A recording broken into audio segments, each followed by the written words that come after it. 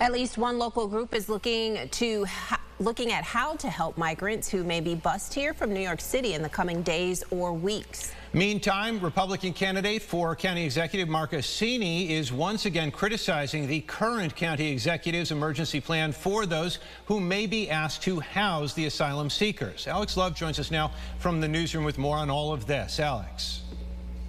So Adam, the Legal Aid Society of Rochester is exploring how they could help these non-citizens legally and believe they can be productive people while here. However, candidate Mark Assini argues County Executive Adam Bellows' emergency order ignores any time limit on how long migrants could stay in Monroe County, and he says it lacks any attempt to check the backgrounds on the asylum seekers who could be coming here.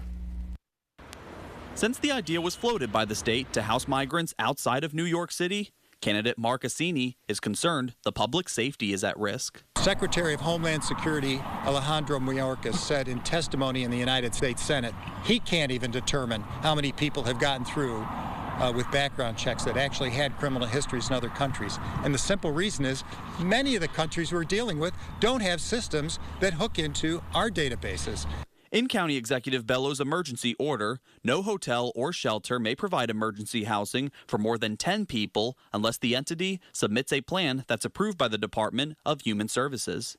Assini argues this still allows the state to send up smaller groups of migrants without following those rules. A security plan for individuals placed at various facilities must be put in place so that people here illegally aren't released into the community to live without legal status. Put an end date of 15 days for those brought up from the border.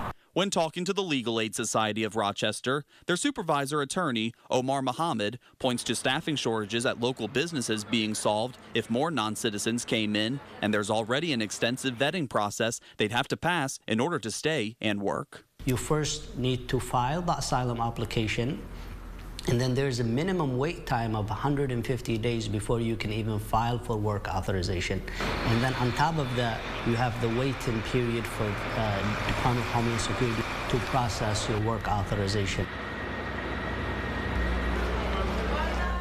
Under the current emergency order by Executive Adam Bellows, the Department of Human Services can revoke any plan for housing migrants if any parties involved stop meeting standards for it to be legal. To read the full order and Bellows' reasons for issuing it earlier this week, head over to rochesterfirst.com.